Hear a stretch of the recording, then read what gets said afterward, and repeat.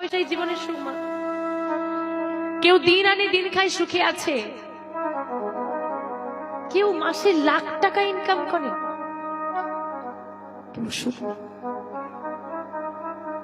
এখন যেমন দরিদ্র ব্যক্তি পাওয়া মুশকিল, গরিব বলে আর কিছু নেই।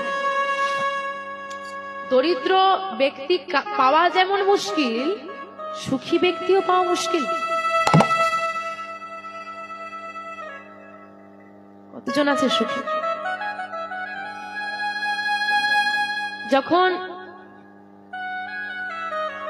বাবার বয়স হলো 40, মা বাবাকে বলছে ছেলে মেয়েগুলো বড় হচ্ছে, তুমি ব্যবসা নিয়ে এত মেতে আছো, ব্যবসাটা একটু কমাও না, একটু সময় দাও না পরিবারকে। হয় বাড়িতে এরকম। বাবা বলল এটাই সঞ্চয় করার সময়, এখন যদি ব্যবসাটা কমিয়ে দিই সঞ্চয় করতে পারবো না।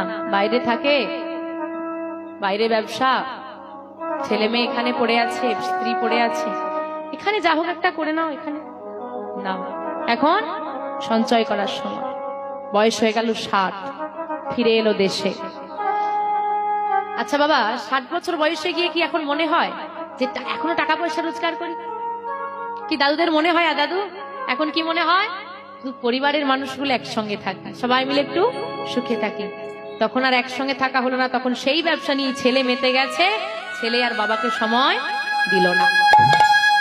যখন বাবার ছেলেকে সময় দেওয়ার কথা ছিল, বাবা দিল না, এখন ছেলের বাবাকে সময় দেওয়ার কথা, ছেলেও দিচ্ছে না, সেও টাকার পেছনে ছুটছে।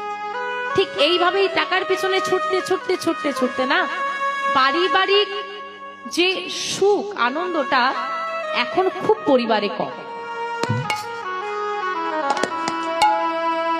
তাই বাবা,